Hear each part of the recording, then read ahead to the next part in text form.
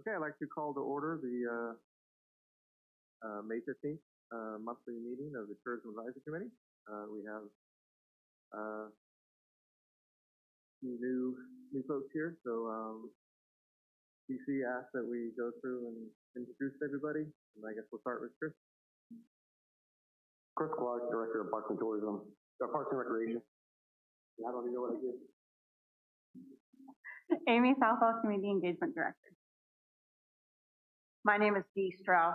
I'm on the TAC representing education. Bob Beard, a member of the TAC representing history. Mark Jennings, member of TAC representing civic organizations. Warren Veazey, member of TAC for outdoor. T.C. Collins, Board Chair, Board of Supervisors, and James Monroe, Supervisor.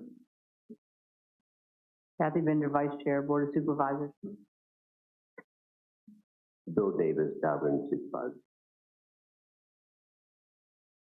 Okay, well, thank you all for coming today. Nobody here for public comment. And Rowan, I assume nothing online. No. Alrighty. Has everybody? You see the minutes are in our package from last month. Any corrections or additions to the minutes as presented? And if not, can someone make a motion to accept? I move that we accept the minutes as presented. Second. All in favor? Aye. Aye. Okay, so we've got those approved. Okay, next we'll do reports of the members. Start with Steve, since he's the busiest looking. Thank you, Warren. We have the biggest thing at the schools right now is it's almost over. No, the biggest thing at the schools is that graduation is approaching quickly. It will be Friday night at the Fred Nat Stadium at 7 p.m. Tickets are required even for babies, so the seniors receive their tickets today. And if it is raining, which right now it doesn't look like it will be raining, but the rain date will be Sunday at 7 p.m. On the 19th, if Fred Nance does call it as a cancellation or postponement till Sunday. Otherwise, today was the last day for the seniors. Their senior prank was to fill the stairwells with balloons and saran wrap the entryways to the main stairwells that come down to the media center. And and then they toilet papered a lot of places. And dear Mr. Burns, our astronomy teacher, they got into his room and they did not destroy anything. They put stickers all over the place. They stacked his chairs up and saran wrapped them all together, turned his tables on their side, and he was a good sport about it. I got toilet papered outside of my room, which was better than having Jack Sparrow or Santa Claus placed in another part of the building.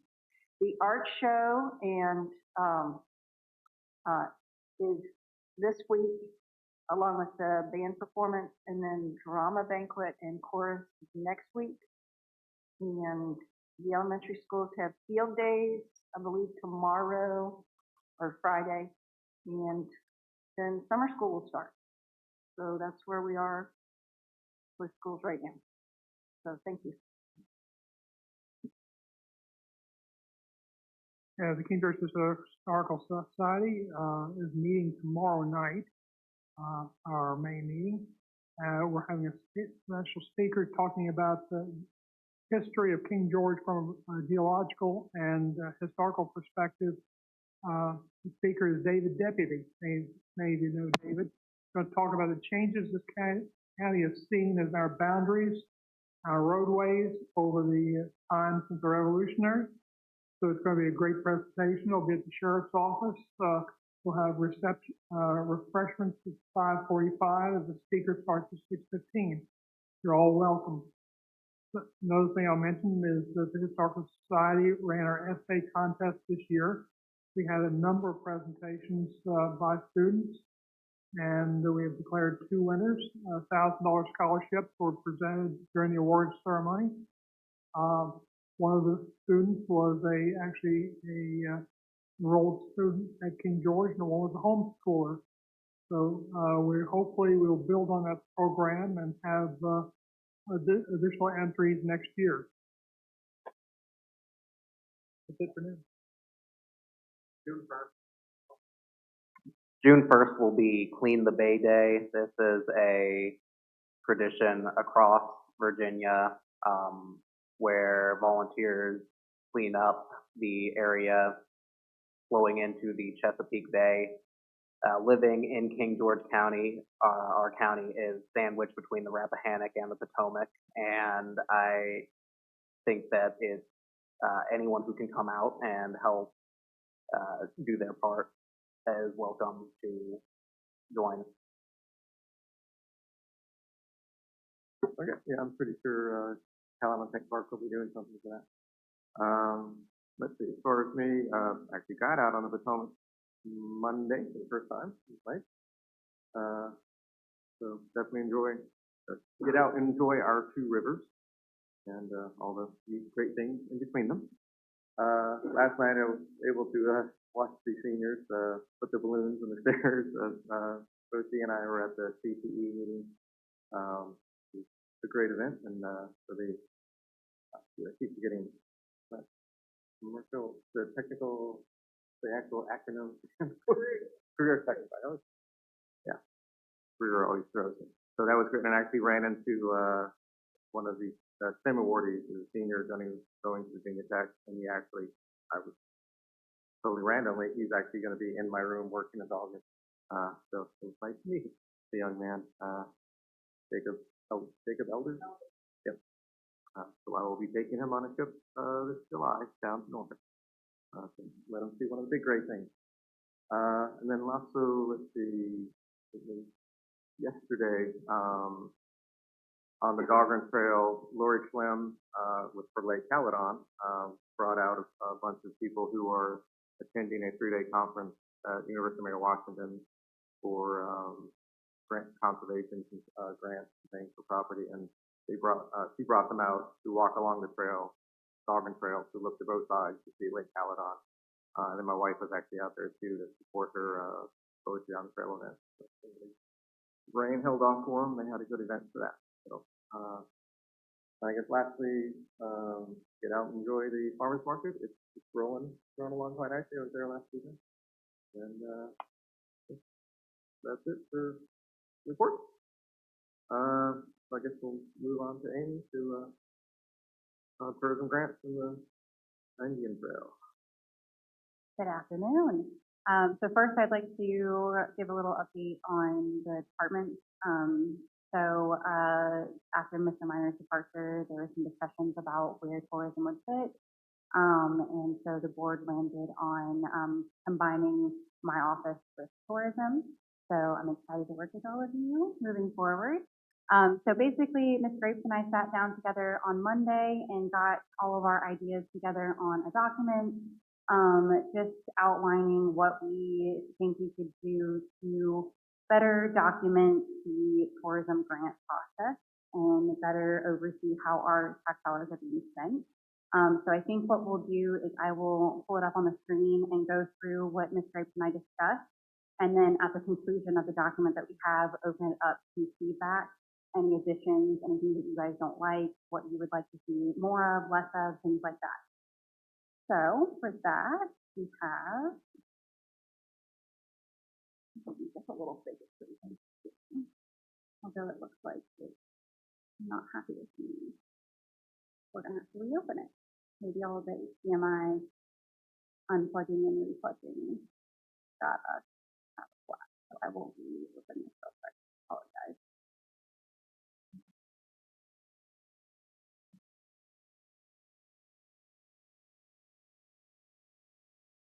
Okay, there we go.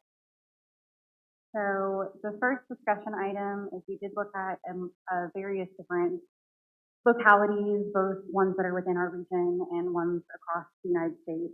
And we came up with a suggestion of one, changing the title to a sponsorship application, because the tourism department previously through the fund was providing sponsorship at their discretion to events that would just approach them if they wanted to have a sponsorship for an event.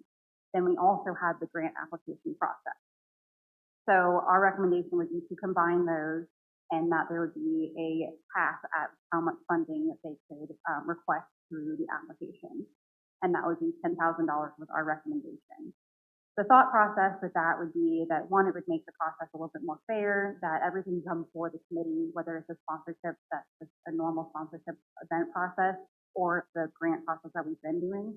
And so that would kind of level the playing field. So a recommendation that came from the last board meeting was that additional funding probably could be flexible if they were going to offer partnership, and that would be the discretion of the Board of Supervisors. And that could be anywhere from providing the county an opportunity to host their own event, or another event that was looking for space and giving them an in-kind donation for using that space. Those are just some examples. That would be a case-by-case basis. There is a discussion that was happening in the tourism strategic plan about a special event permit application. Ms. Graves and I looked at that, and we had heard some discussion about seeing if we could waive fees for permits through the community development department for safety inspections of things like tents. I did speak with community development, and they currently do not inspect food trucks. However, we could see if that's something that the county is interested in doing. At one of my previous localities, we did inspect food trucks, but it was done by the fire department instead of our community development office. And then that also would include amusement items, and that has a range. So I spoke with our building inspector earlier today, and that has a starting fee of $35, but it does increase depending on the item. So essentially it's the permit that they would be charged for, and then the inspection is included in the permit. And then the only thing that would be an additional fee to the county would be Mr. Heron's time. So typically our events are after hours, so he would get time and a half. He did say that he typically leaves that as comp time and not for being paid out for that time and a half. So the next bullet point is something that Mr. Clark and I discussed about equipment. There's been commonly that we've had the applications pay for cones, and then we would have another applicant come in and also want to purchase cones. That was our example. So essentially, if there was any purchase of equipment, that the county would, because they're paying for it to the grant, own that equipment, and then would be able to loan that out in the future to additional events. We also have been discussing about the budget that is presented to us. We do foresee the need for a full operating budget that they present with the grant as well as what they request, where currently right now that is kind of discretionary of the applicant to provide the operating budget. And so we would like for that to be something that is supplied for us so we can see how our funds fit into overall funds for the event. Some of these are just kind of things that we saw were commonly used as a kind of requirement for the application of multiple different localities, and we agreed with them. Providing the tourism logo on all marketing materials for anybody who receives a sponsorship, providing a booth to our office so that we can go out there and do outreach, waiving photo and video rights so that we can use those for marketing in the future. And then also add tourism to all social media marketing. So for example, when you're on Facebook, you can add other sponsors, other co-hosts to events. That's what essentially we were getting at for that, so that we could also post in there and market, and it would show up on our page if someone was going to look, visit St. George, they would find that. Additionally, have a backlink to the tourism website on the events website. And then we would also request for them to track all of their lodging, whether that would be on a sign up for the event or a post survey to attendees. So that would be essentially saying whether or not they did stay in St. George or where they decided to stay, if they stayed, if they did not, so we can better track how those monies are coming in. And then additionally, we would also require them to track marketing on the same way. So basically, for example, if we're providing funds for someone to market their event through a billboard, through social media ads, through various different avenues, this survey would ask for them to tell us how they heard about the event, and that way we'd be able to see a return on investment for those marketing dollars a little bit easier. We would require a written after report as well instead of the presentation, so we could streamline the process.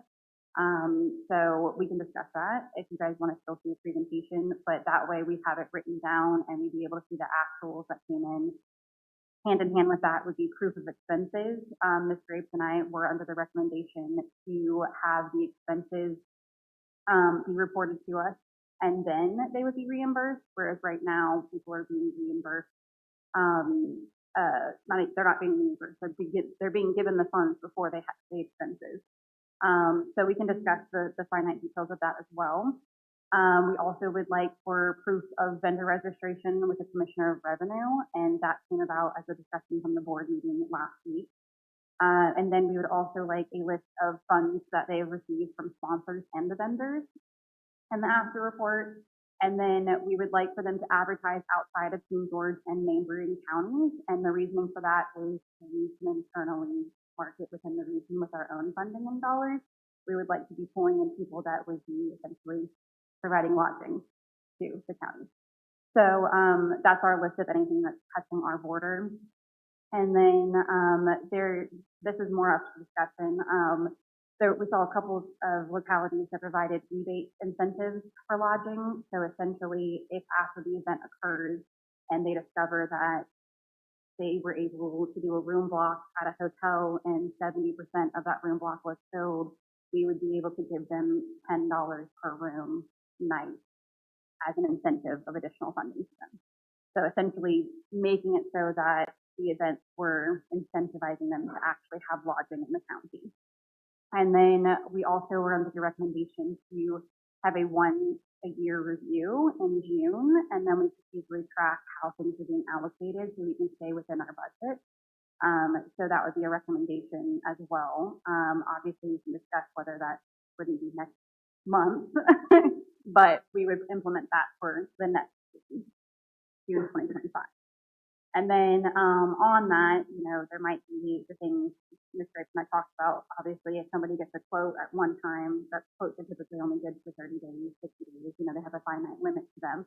So if they have their event later, 6 months later, and the quotes end up being more, we did say that they could reapply and ask for an adjustment as long as it does not exceed 10% of the original granted funds and does not exceed the $10,000 limit. So hopefully I've touched base on all the bullet points that we had up here, but this is open to discussion to get your feedback, your input, your ideas of how you perceive the application process, EDC moving forward so that we can better monitor how our taxpayer dollars are being spent.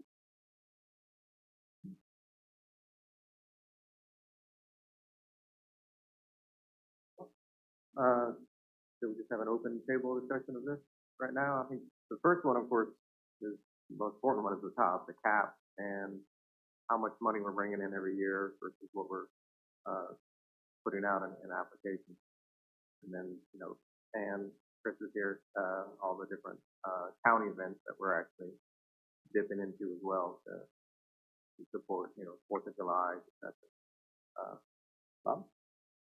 Yeah, Mr. Chair, our issue, my concern is this clarification from the board and as well as committee as to how we spend the funds.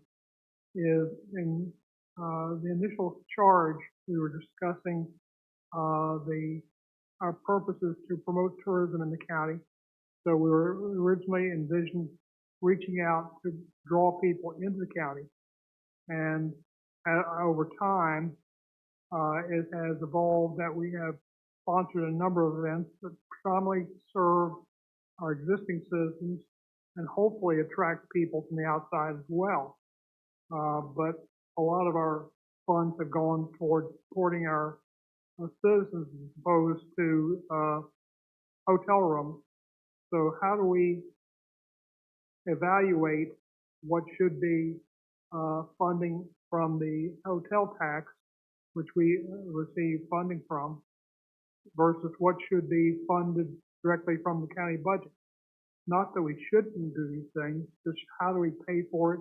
How do we justify it under the terms of the hotel tax? Would it help, do you have the actual Code of Virginia, that one paragraph that actually describes this extra money that are room taxes, I think 2.5% can go to the general fund, and the other 2.5% could go to expenditures that increase both room lodging in the county. That came from. So if you can find the actual word, because that's kind of what we are working towards legally. What this is. That being said, Yeah. just So we can start the conversation with what the law says, and then while I was just looking at the law, we have more to providing recreational type activities that would attract both sides. I personally agree with it, but we need to follow the law, and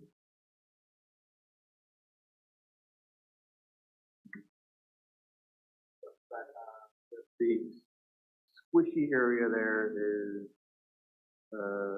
third tourism, I guess second one, where to generate tourism revenues locality, attract travelers to the locality to increase occupancy and generate tourism revenue. So it's not 100% tied to thou shalt spend money to make heads and pillows, because it also says, generate tourism revenue, which is not necessarily hotel revenue.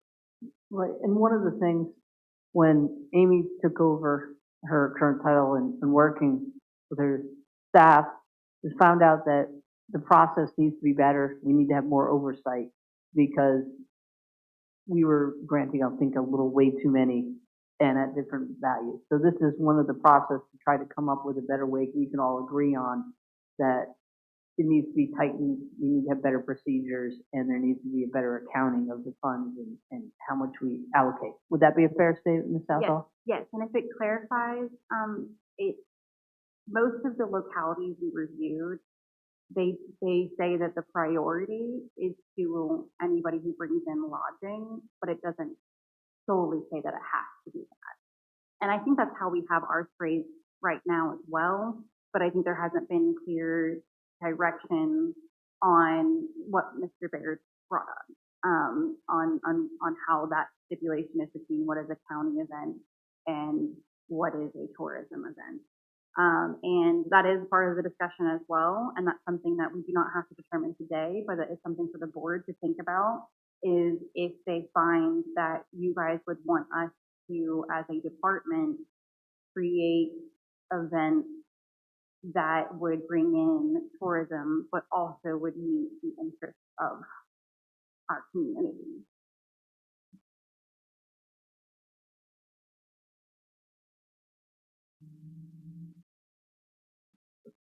So the grants are run through the year, so you can apply for them in January or March. Suggesting that, so it's basically right now it's first come, first served. So you have things that come up in the middle of the year where folks are interested in grants. No money left available to them, or somebody got the lion's share in the beginning. One of the things on the last board of supervisors meeting, when we learned that it was overspent, it was $54,000. There was two more grants, and it already overspent the budget, so that's going to next year's budget. One big one.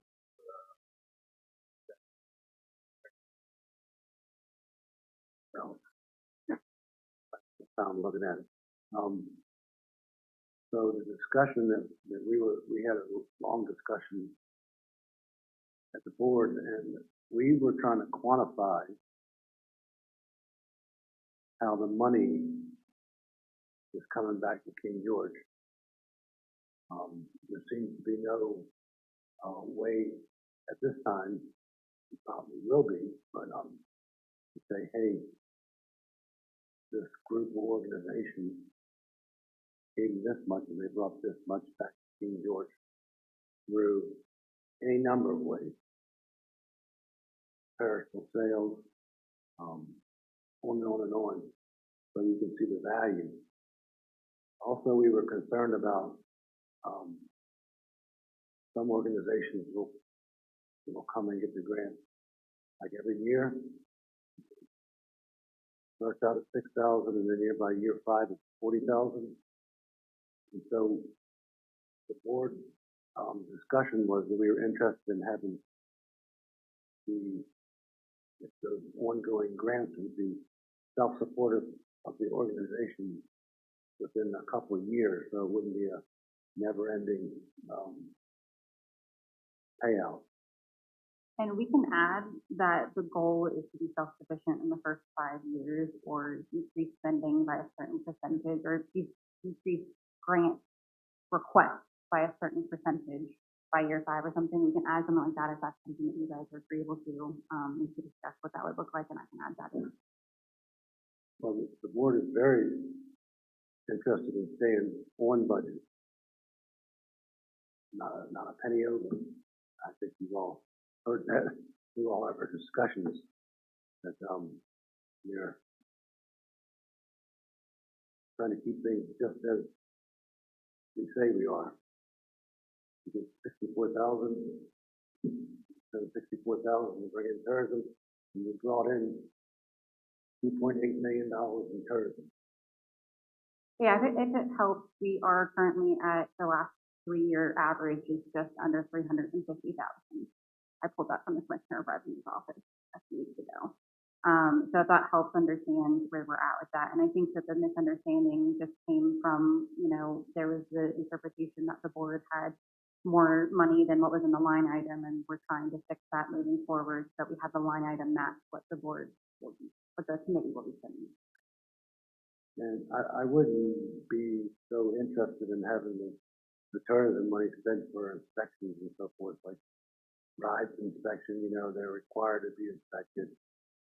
Carnival rides and fireworks inspection, they're required.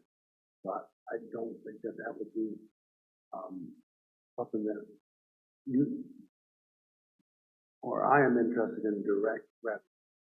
Correct. So that point, in my last locality, what we did is it was treated as in kind. There was no payment. And I spoke with the inspection office, and if it was a county event, they would not charge the county for a permit. So it's treating it as if, we wouldn't be charging for the permit. It just would be that we would be making sure that the safety is still occurring. We would waive the fee. So they still would apply for the permit, and all the processes would still occur. It's just we would be waiving the fee, and it wouldn't come from $4,000. It wouldn't come from anywhere. No one would be paying for it.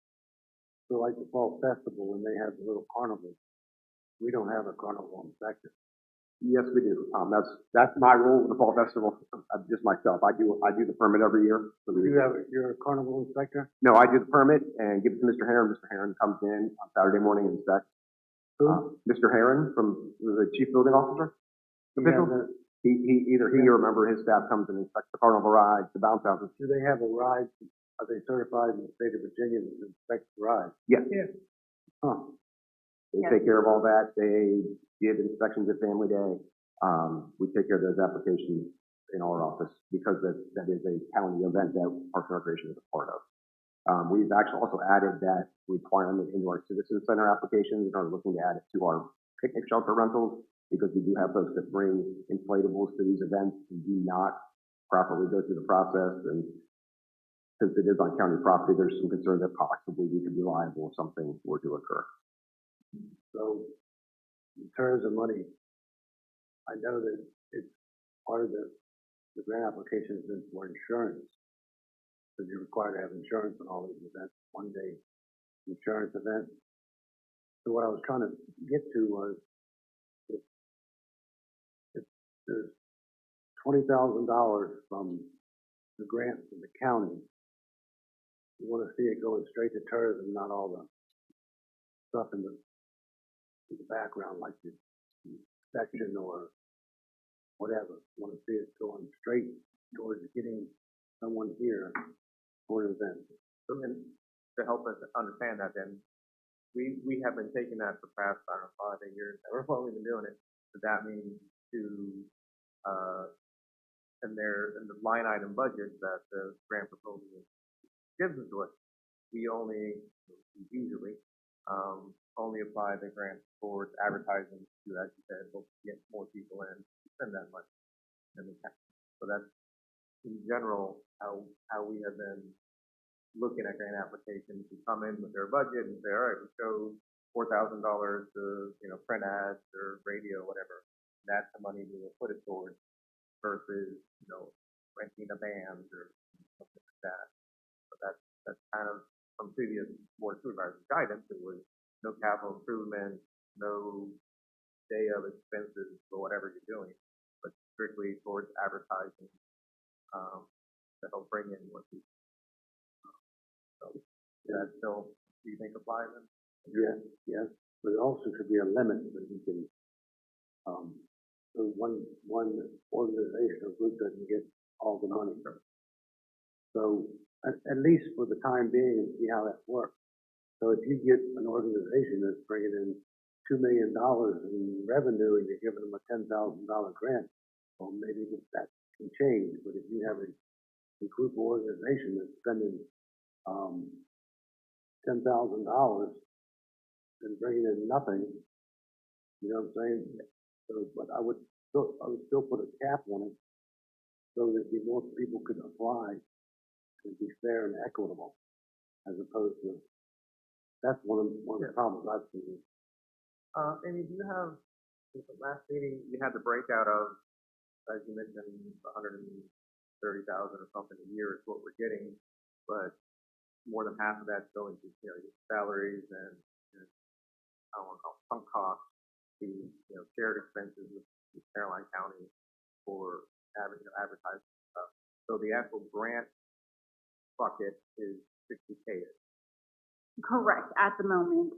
The plan is to rework the application, and then when Mr. Smolnick starts to sit down with him and see if we need to rework the budget to fit what you guys decide the application needs to look like and what you guys decide tourism needs to look like.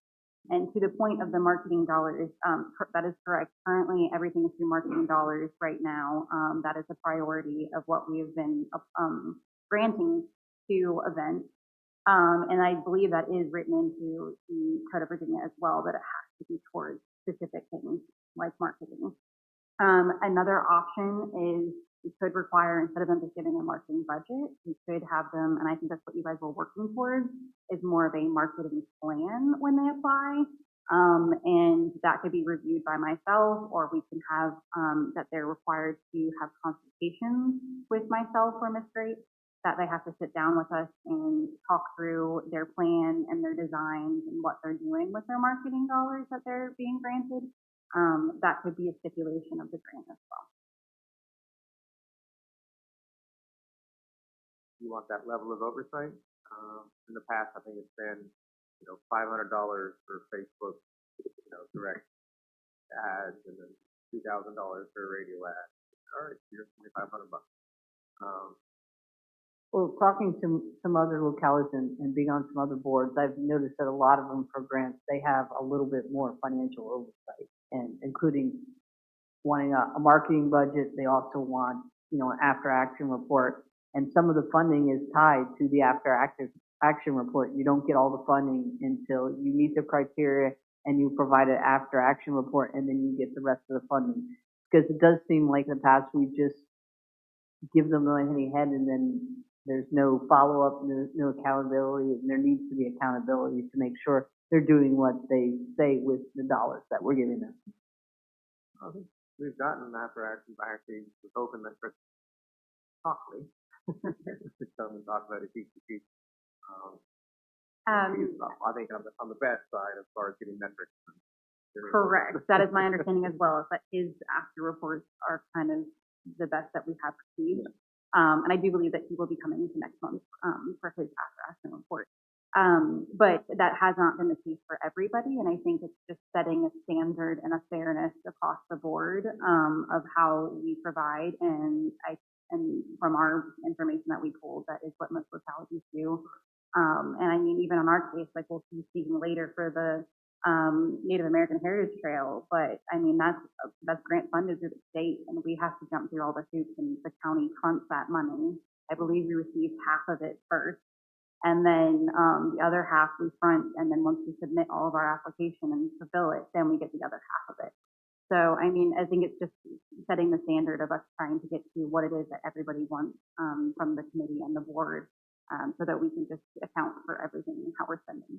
But to Kathy's point, should we withhold the final 10, 20% until the after action report to make sure, A, they do it, and then they show us the receipts, and also maybe that would be, let them know up front, we'll give you 80% if you need to pay for these things, but we're going to withhold the last X amount until you give us the report and the receipt.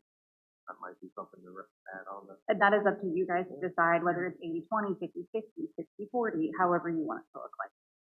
I think it's important because then it makes sure that they follow and we do get information and data to use for tourism.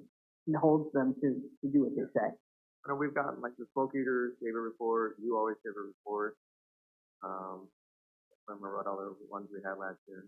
We do require a report right now, but it's not requiring the specific briefing and basically create like a packet that people can use to refer to.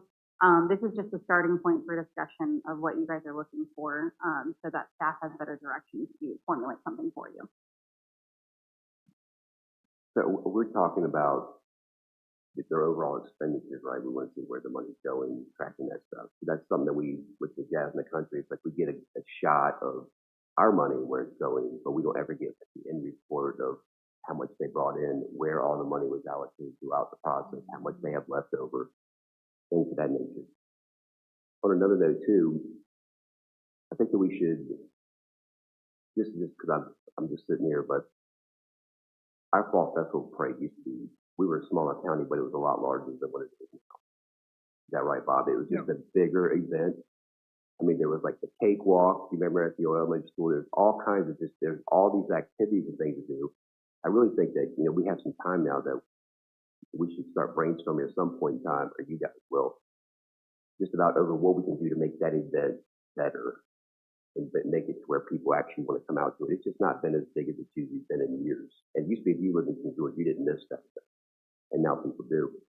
And maybe it's something that we bring in, maybe we, even for that Saturday, somehow figure out a way to like combine the farmer's market with the event.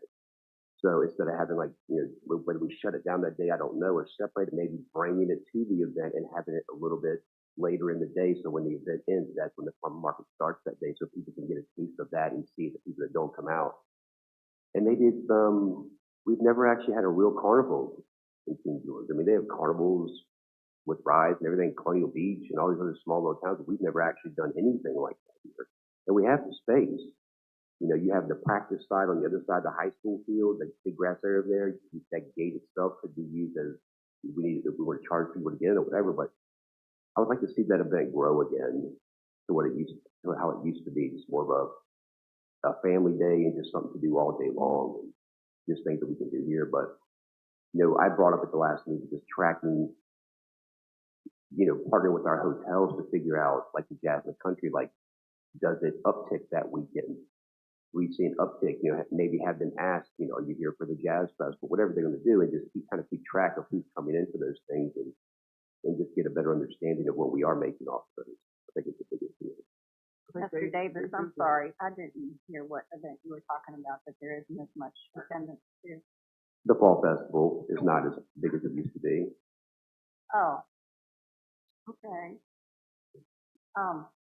Tell them to volunteer. Mr. Davis, we have our meetings the fourth Thursday of every month at Citizen Center at 6 o'clock. The King George Fall Festival has continued on, and this will be the 65th year Right. that the volunteers have done that. We do have almost $10,000 invested in rides that are free to all of the attendees, as well as games that are free to all of the children for them to use. Right. There are food trucks, even last year in the rain, food trucks that were out there came up to the committee members and said, I cannot believe that I ran out of food. King George, come. No matter rain or what. Right. And the number of people that go through there continues to grow. We do continue to have a lot of different events. So I think it was just a nerve touch there. I apologize. I don't, I'm not sure why. It was just a suggestion, so it wasn't to hurt anyone's feelings or anything like that. No. I was just more saying, I've lived here too my whole life, and it appears that in the sense I get from people that I know in the community that I talk to, they say the same thing to me. So this isn't a Bill Davis concern. This is a people come to me and say, it's not like it used to be. There doesn't seem to be as many people involved, whatever. And it's not a statement of truth. It's just throwing out there of this is what I get back. You can say, well, Bill, that's not exactly true, but don't get bothered by it. It's just a statement. Well, I'm usually the one that hurts people's feelings, generally speaking. But the tourism, even though the law says what the money goes towards, you also have to think about what we want the money also to produce. We want tourists, and we also want economic development. So you'd be surprised when you have tourists come into the community and see things around the community, say, hey, I want to open a winery or a garage door company, because I see a lot of garage doors, or whatever. So tourism brings in also economic development. It's hard to put your finger on it, but we know it exists. I mean, I go to festivals and have met people through the festival that I have used for their occupations and for ideals and so forth. So we can't ignore that opportunity either. Past example is the city of Damascus. City, I don't think it's apropos, it's tiny, but they now have a trail day for the Appalachian Trail going through it, and they have a bike trail, super trail, so that now they have, I think, 3 different bicycle shops, rental shops, also, all sorts of Airbnb. So it's the city, town, has really grown around that, doing that outdoor tourism thing. So it's my heart, of course, I'm bringing up. And I've been to several of them. But yeah, that's a great idea that the people come in, they go to the gas station, they get food, they stay here the night, they buy things. So it really does build up opportunities for taxes and growth and other new business in the small towns. And that's the difference there, and I think what we don't consider a lot, and we use the word interchangeably, is like economic development versus economic activity. Economic development is bringing new business here to set up. Economic activity is us spending money. And so, if family day or fall festival, we bring people to town, they come, they spend money, whether it's with vendors there or it's going out to dinner afterwards, that's activity. But there's not economic development behind that unless somebody comes and he goes, hey, now I think there's a niche that we do need an outfitter store. And we're going to build up, I'm going to build a paddle shop somewhere in the county, and now I'm going to be able to lead kayak trips. The development versus activity is a big difference in what we're trying to do with the fund. To go back to Mr. Davis's concern with the lack of attendance at the fall festival, I wonder how much of that can be due to the fact that King George is one of the fastest growing counties in the Commonwealth. It's equidistant between Northern Virginia and Richmond, and maybe the individuals who are coming from other places might not be as knowledgeable of the event and the traditions of our community, and I wonder if there is a way to reach out to them to make them fully a part of our community and engage them with our traditions. Because I know that being in a new place can be difficult, And one of the things that I've been grateful for in my time living here is that there is that sense of community. And so I'm wondering if it's something that we can do to engage individuals who are coming from other places and get them involved in our local event. Let's go to the Fall Festival, and then, after the Fall Festival, I want to go to blank. Mr. Chairman, I'd like to offer a comment as well. First, in defense of the Fall Festival, a little bit of history, is we were suffering from an issue that has plagued people the last 20 years. One, we've got a decline in volunteers. Secondly, we've got a decline in budgets, fire and rescues, schools, and so forth. Used to be we'd have 8, 10 high schools with their bands in the parade, with half a dozen fire departments around the area, if not no more. We had the Washington Redskins band here. We had JMU down here. But people don't have the money to travel. They don't have the time to participate. We don't have the volunteer dollars, the volunteer time. So we've gone through a slump, no question. On the other hand, the last 2 years, I've seen an increase over the last 10 years. We went through the slump, now we're starting to come back up.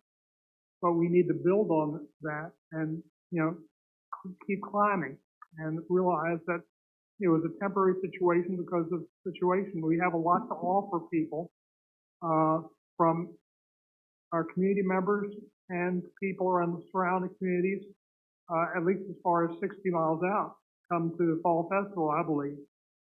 So I think we have opportunities. We have a lot of history. We have a proud of what we've done and the work that's been done. We need to build on it. Second thing I wanted to talk about is talking about the projects that we have funded over time.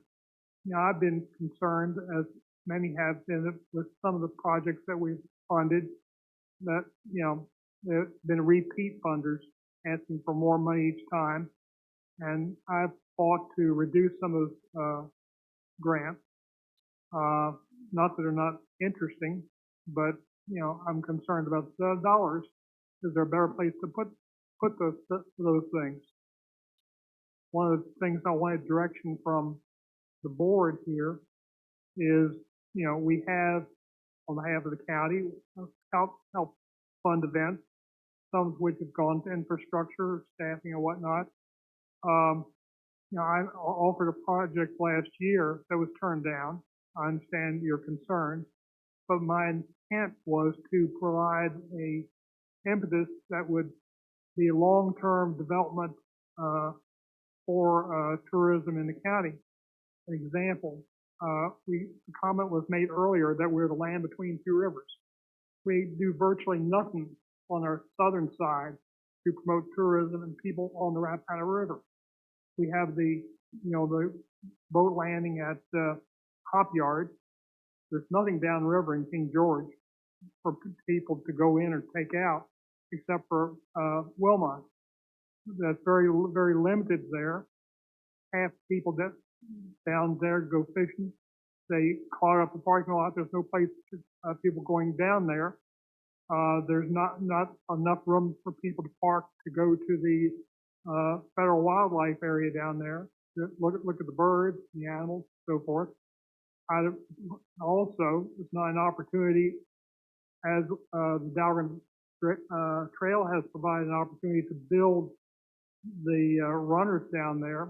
Could we build a canoe trail down the Rappahannock that would put in at Fredericksburg, put in upriver, or at even Hop Yard, come down and meet parties at Wilmot, come by the backyard, have an event there in the field. There's about 30 acres open there. They're willing to develop if they had someplace, some business to develop, or just stop by and have a drink.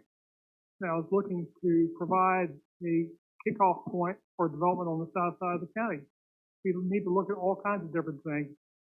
And, we need direction from you guys as to, where you want us to go. to help pile on with him. So we, unfortunately, just the way the county's set up, all the hotels are in the Dahlgren area. So it's actually Jasmine Festival. They do come with us and say, look, we had 10 people in a hotel that we know of. So they actually are the one event that we give grants to, and they actually have people stay in hotels. Most of the other events, the Smoke Eaters, Brews and Rhymes, whatever the newest one, they're going to be at Stilson, and anybody who stays there is going to go to Fredericksburg. That's just because it's closer, obviously. So that if you want to look at really big picture, with Chris, with the park we have on the Potomac, the house, I mean, and Barnesfield, that would be the place that we want to improve to hold fairs and events in that section, because that's where the hotel and most of the stores. So if you want to step out of where quality one the thing as far as where capital improvement kind of realize I'm going capital improvement plan is, we might look at trying to leverage some of the money we have in the tourism fund to help improve Barnesfield and I don't know this Barnesfield, what do you call the house? Like home. Just the house on Rosewood Road. Okay. But to improve that park, because we know that if you hold events there with those improvements, that those people could walk almost to the hotels that we're getting our money from. So that would be a nice economic, as you were mentioning, economic development and activity. So that's a thought for a lot of this. Well, let's think about lodging is more than just a hotel. So I don't think that King George has capitalized on what they call yurts. What are those things? Like, so they come and you want to see birds at Caledon. So there's an area where you can pay to stay, like at the Grand Canyon. There's all those things, fancy things. We have the Rappahannock in Potomac. So when a lot of times tourists show up, they don't want to leave. What I mean by that is, if you're going to have an event, a tourist event on the river, with boats, kayaks, camping festival, quite often there's beverages involved, and people don't want to leave because of their own safety. So I think we're kind of missing a whole lodging market of other than hotels. And I don't know exactly how to get there, but I've often wondered why that we haven't gotten there. That would be a great opportunity for an entrepreneur to come in and secure land and put that kind of a thing up. That would be their business, some type of a camping park. So if I wanted to do something like this, and I came and I bought a campground, has to be at least 10 acres in King George. If I bought 100 acres on the Rappahannock River, and I built these little tent cities, and then since they are lodging, they have to be taxed. So my taxes that I'm paying for the county, is there a deal that could be reimbursed a percentage of that tent? In other words, I brought in $1 million, let's say $100,000 of these people staying here, and they paid $20,000 in taxes, and you've gotten $10,000. Can I get $2,000 back? Can the Tourism Advisory Committee do those things, or is that not lawful? There would be an economic development incentive, kind of like what Mr. Minor was doing with the tech zones and things like that. That would be like a development incentive that you would negotiate as a board with the developer. I don't see that as part of what taxes do. could be a partnership between that and PDA and Parks and Rec. Generally want people to come and visit and spend money and then leave. We don't really want them to stay here. But not long term. Right. We don't want any more houses. So my big thing was, number one, I'm gonna go back to Fall Festival. I wasn't taking a shot at Fall Festival. I love it. It's just, but we should always be looking at ways to make things better. And there's nothing wrong with that. Of how can we improve? If volunteers are issues, then we need to find a way to get out more volunteers. Because I didn't know you needed volunteers. Okay, so let me finish. That's a perfect example of what I'm saying. I love the work that you guys put into it, and I was there last year, and I go every year with my family, and we have a great time. I mean, one of the things I've been working on with, and I've started working out with Mr. Smallnick already, was, and I'm just taking that as an idea too, is have you guys ever been to Charlottesville on the mall? They have an amphitheater there, which I think would be absolutely perfect for King George as far as bringing people in, bringing in top-notch musicians. People will come in and stay, especially if you take somewhere like we have down in Dalvin that's on the river with the river view behind it or something like that. If you remember back when they used to have Meriwether Post, I used to go there, and you park in the parking lot and you had to walk through these trails through the woods to get to it.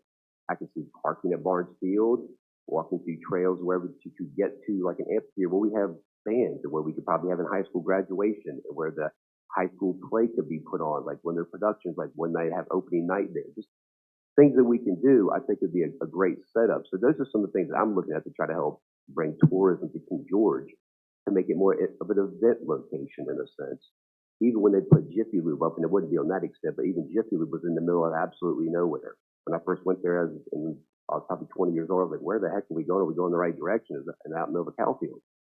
But those are things I think that we got to kind of look at as far as, and I'm working on that. So I'm not expecting you guys to, but I'm just letting you know that that's something that I'm working on, just to kind of see what I can do to get that developed. I've talked to a couple developers on it already, and just I want to make this a place where people go and visit and spend their money and, you know, go back home, but find other reasons to come back to see while they're here. So that was all.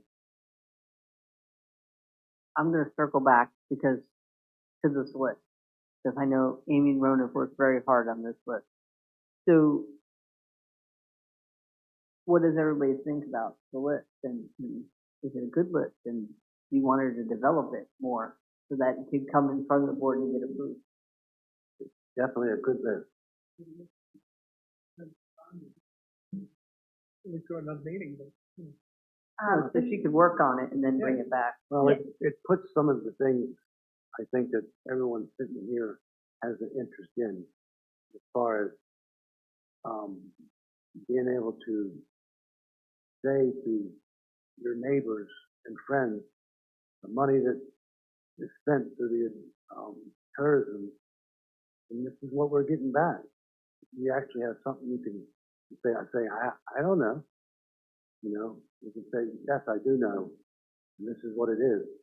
So I think that you're definitely in the right direction. And all y'all have more experience in this than I do. And I mean, I can give you all the ideals in the world, but ideals cost money. That's correct. That was the point I was going to make. So most of the feedback would be organic feedback that we would be requesting through attendees. There are programs out there that exist, softwares that can target what tourism dollars are being spent from events and things like that. But they're expensive. So our recommendations are doing it in an organic fashion. But that is correct. If you guys have anything that can sit on this and you would like to give feedback to us, Ms. Wright already discussed, if you want to email myself and her with any thoughts that you guys have in addition to this list that we've talked about, or anything that just pops up as we develop, and then that is correct. We would bring it back in front of the committee and the board, and this would most likely be something that we would implement as we discussed June 2025. So, because we've pretty much already provided our applications for everybody for next year anyways, so this will probably not be until the 2026 fiscal year, sorry.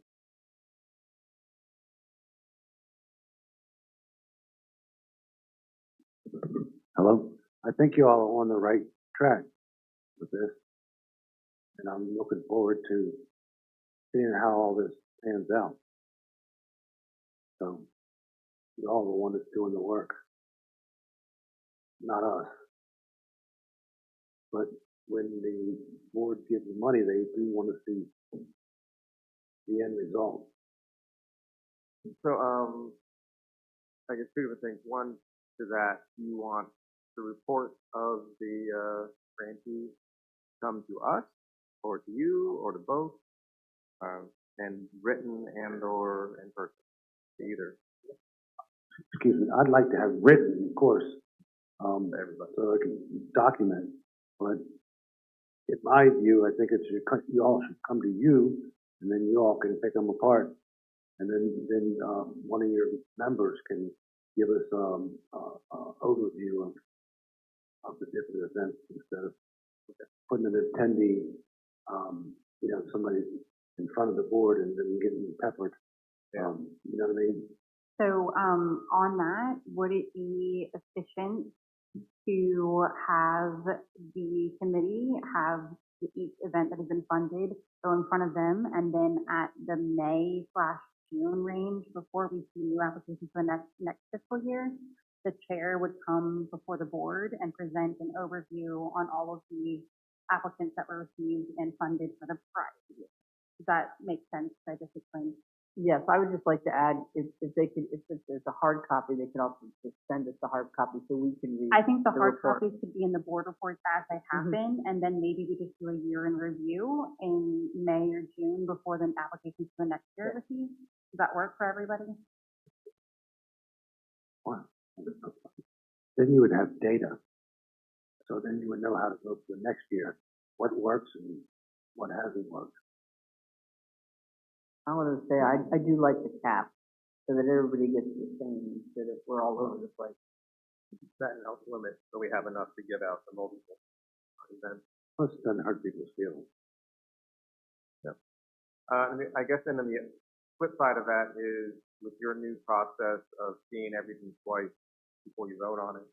I know that was an issue for the smoke eaters last year, where they came up with this idea and tried to get it done in like 2 months. That it wasn't time, and that probably would not have happened. Your current process in place. That I think, are we all going to be okay with they coming to us, we approving it, and then going to you first, and then for 2 weeks later coming again to vote, and then they only getting 80x% of the money up front. Right, if we transfer to the once a year process, yeah. That's all. So we wouldn't really have that issue, which is kind of the thought process of doing it once a year. And it's just when we come to that season when we implement it, we will just heavily market and we will send it to everybody that has applied prior years and let them know far ahead of time that this is a new process, and we'll work with them. That's kind of what this next fiscal year is going to be. Anyway, The implementation of, hey, FYI, we're changing the process next year. Please start thinking about that. And we've already warned the people that have applied recently. We've spoken to them and said, we anticipate that the application process is going to change. Please start documenting X, Y, and Z. So nothing in government moves fast. So when we have a discussion in one meeting and a action at the next, that's the Robert's Rules of Order. That's the proper way to do it. So when what's happened in the past is people have brought things up to the board and said, I need a decision by tomorrow, so it doesn't give the opportunity for things to be looked at and panned out and for proper procedure, to have discussion and then action. When you have discussion and then action, after your discussion, you get feedback from your constituents. So you can, when the action time comes, you'll have your own research and things that the people in your district have told you. So government moves slow. I mean, look at the preschool. It's been on the list for 25, 30 years. And finally come in this direction. Probably shouldn't have brought that up. But anyhow, so think government moves slow. Doesn't mean the people that work for the government move slow. Based on that recommendation of doing it once a year and what Mr. Collins has explained, the Roberts Rules, we would have everything hopefully approved by the first board meeting in July, because it would be your meeting in June that you all would review it and do your recommendations. And then we would go in front of the board at their second meeting in June, provide the presentation of all the applications. They would hear everything, and then they would vote that first meeting in July. And then we would be able to provide, whether it's the 80%, 50%, or whatever funding to everyone by the end of July. And then when their event is done, we would keep track of that and they provide their receipts, and then we provide the extra, whether it's 50 or 20%.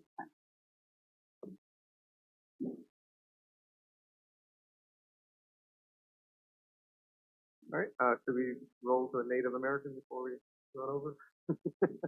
Any problems with that? All right, Amy, can you? I will go over that very quickly.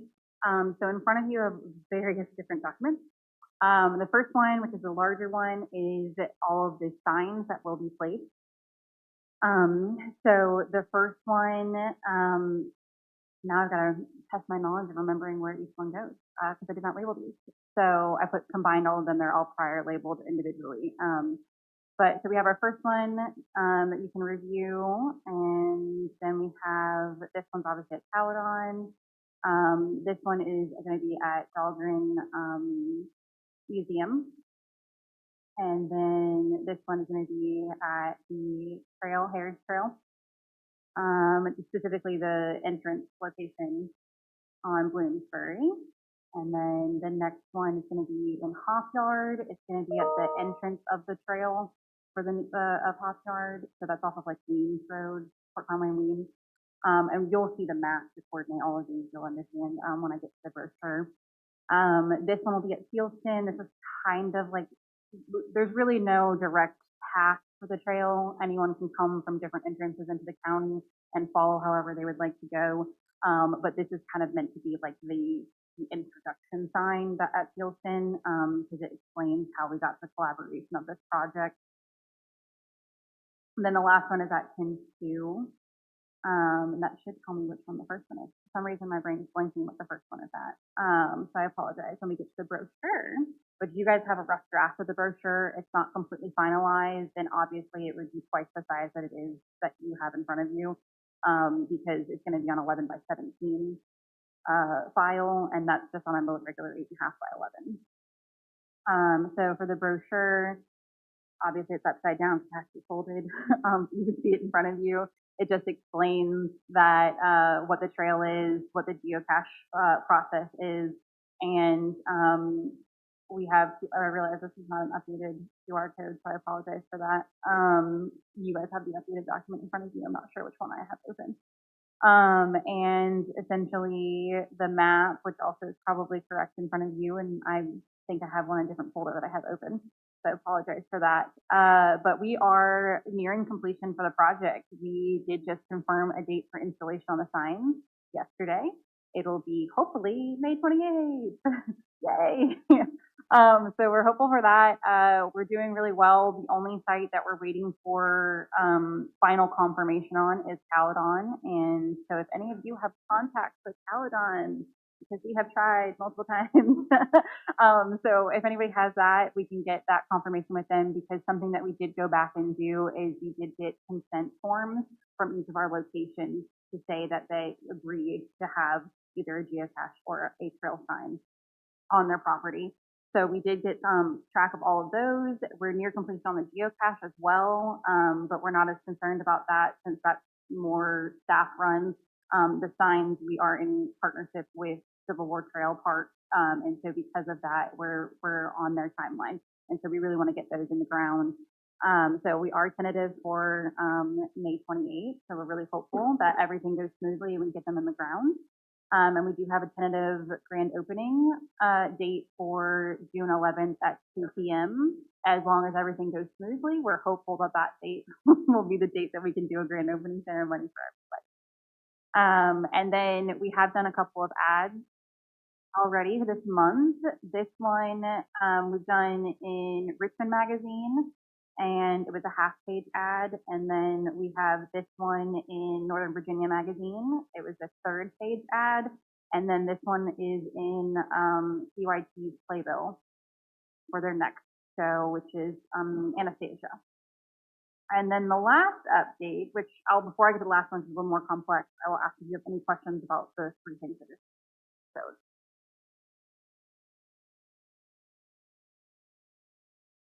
Yes. So we are tentative with hoping for Tim's 2 because of the parking that they have there. So we're working with Mr. Booth and seeing if that's an option for him on that date and things like that. So we'll get more details to you guys when everything gets finalized. Specifically, if you can tell, we obviously don't have photos yet of the trail. So this is the design we went with, and it's kind of highlighting most of the locations that we're going to have either geocache or the trail signs on, which is kind of the thought process, but it also highlights other locations that people can go and spend time at. So the next thing is part of the grant funding that was requested was to do a video. And so we're working on a general tourism video, and our interns have reached out to a bunch of videographers. And what we're doing is we're hoping to focus on 3 different main things: river locations that are in King George. We also have trail locations and then history locations. And so, again, the same thought process is that most of the locations we're going to, because it has to be grant funded by PCC, the justification is that these are all locations that are along, essentially, the Native American Heritage Trail. So this is essentially an outline that we've worked through. We have spoken with quite a few different videographers about their ability to get us actors for the video, whether that would be them getting the actors or if we would have to do volunteers. And so we're finalizing that, but this is the outline. And so feel free to take a little review. I'll briefly touch on each of them if you have opinions or thoughts on these. But Wayside, you might ask why we're highlighting Wayside if it's not open. It'll be open soon, hopefully. And then, so we would do kids playing in the water and the parents sunbathing and enjoying Wayside Park. And then Wilmot Landing, which is the kayak launch, we were going to do that and having a family having picnic on the water. There's picnic tables there. Then we had Hop Yard Boat Landing, seeing if we could get a grandfather and a grandson, obviously acting, doesn't have to be actually related, but they said you too if they're volunteers. Fishing on the dock there, and then the 3 generations taking a boat out and fishing on the water there. And then we also were looking at Mr. Creek Marina to do jet skis. And then we were also looking at Peloton to do some hiking with dogs and some tent camping. And Dahlgren River Heritage Trail, we were talking about all the different aspects that we have there. And that could be someone using the Poetry Trail at the Indiantown location, people biking at the Samoan location, and like potentially a running club using the Green Ferry location and running by the city. And then the Native American Heritage Trail, what we would highlight specifically about that, we were thinking of doing the geocache at Barnesfield because our interns think that's the most interesting geocache. It's in an abandoned car. So it's really cool looking. And then there's also the family reading a trail sign at Tim's 2. We can have Fairview Beach included in that as well. And then we have Dahlgren Heritage Museum. This one would probably be the most challenging. We want to highlight that you could take a bus tour, but we would have to work with the base to talk about whether or not we would be able to get any footage of this. So we'll get creative on that one. Rowan and I have already spoken about how we can do that. And then we'll get with our contacts on with that one. And then for the King George Museum, we were talking about someone observing some records there, and then finishing off with Belle Grove, someone enjoying afternoon tea, some breakfast there, or sipping some wine, and obviously using our local winery to give them some promotion as well. So that's kind of the overview. We're hoping that this would be hopefully under a minute. It might be more like a minute and a half. It depends on the clip. But because of the tight turnaround, the funding for the grant ends June 30th. And so we're just asking right now for, the videographer to get the clips and then maybe not create the video if they can't get the turnaround in time, because we could create the video in-house, putting the clips together and things like that. So that's kind of the overview of that part of the project, and kind of finishes out everything that we have for the trail, and the grant. So opening to feedback or questions. Okay. As is, both Potomac and Rappahannock, but particularly in Rappahannock, there's a lot of bald eagles down in Wilmot. You shot a bald eagle over the river there. He did great at it. We put that in for Caledon, but I kind of will probably just make that be a blanket if they happen to see one, please take a video. So we'll probably tell the videographer that if you get anything of nature that you happen to be seeing while you're there. You definitely prefer Right that. on top of the hill from the actual Wilmot Landing, you can walk over to the riverbank and get a great view of birds and everything. I love it.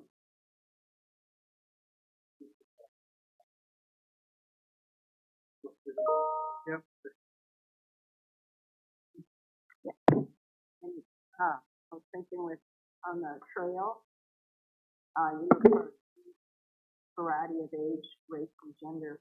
We've got running warriors that continue to meet every Saturday, and we've done runs on the trail before, so we could do a 1 mile walk, 5K run, and that person with the kids and the parents could participate. So that might be fun. No, I love that too. I do love the idea of the county can't do TikTok, but I do love the idea of short form content. That is the way that younger generations, millennials and younger, receive content, and anything that's organic and honest is how people really decide where they're going to go now. And so that's definitely something that I would love for us to get either an intern or somebody to focus on. I've always wanted to do that. So I think that even if we can't use TikTok, Instagram, YouTube, frankly, the future of TikTok even being available in this country is up in the air. So there are other platforms that we can use. Oh, yeah, first we do. movers on. We I have think that- Instagram, we have YouTube, we've all those. I was just saying we can't specifically use TikTok because of the laws. But no, yes, you can use the exact same format for a reel and have that show as an ad on Instagram and Messenger and Facebook. All three of those, because they're all owned by Meta, cross advertised. And then you can do shorts on YouTube as well. And basically just repeat the exact same format on all of them. Essentially why I would like to do the content, and so that I could have the physical clip so that we could do multiple options moving forward. I always like having the raw version so that we can manipulate it to focusing on all the different things we might want to do with it in the future.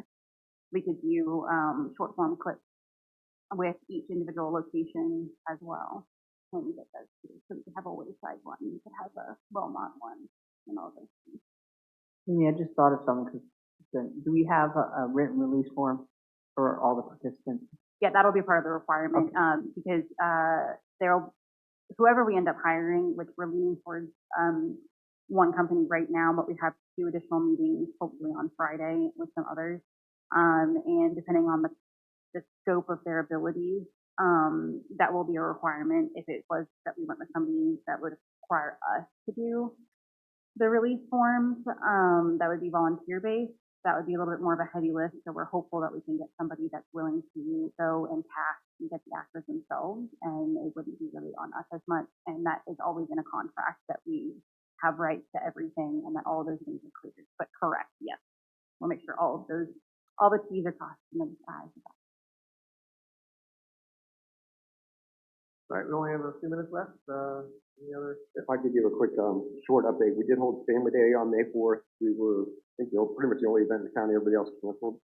The numbers were okay. It was slow coming, but, and then Mr. Baird was there with Exit Realty. Amy was there with promoting the county and all of our new brand stuff. The number, it was good. It was slow and steady. On a good point from TAT, we have spent $0 from the grant. and I don't anticipate spending any. I believe I can fit the porta potties underneath other accounts, and we're not going to continue to further foul up the budget that is a little messed up. So we may not use any of that grant, but I do plan to bring you a report next month. We meet next in 2 weeks with the committee to finalize this event. We hosted the disc golf grand opening at Barnesville Park on Sunday, May 5th. We had about 50 people in attendance. We had a very strong group from the Spotsy Disc Golf Club and a very strong group from the Southern Maryland Disc Golf Club. So $10,000 of county recreation activity money went into a disc golf course that is definitely pulling people in, and they are stopping when they're traveling through the area.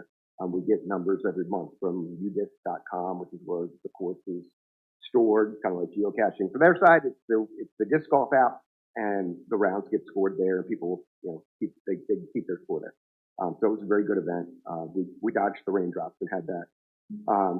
Full bore for the Independence Celebration. The music proposals are due this week so that we can secure an act. And then finally, since the Southfield did mention Wayside, originally we were supposed to have a meeting today with Dansko, Corman, and McLean, but they had to push that back a week. They actually have staff right now who are up at the Key Bridge helping with demolition of the fallen structure, so they were unable to have our conference call this morning. It will be next week, but we are very, very close to turnover.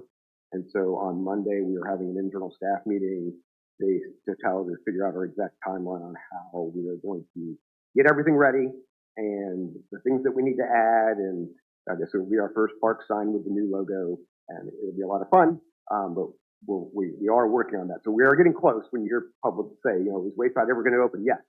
And hopefully by July 1st is a safe date that I can push out in the future to say it's going to happen by.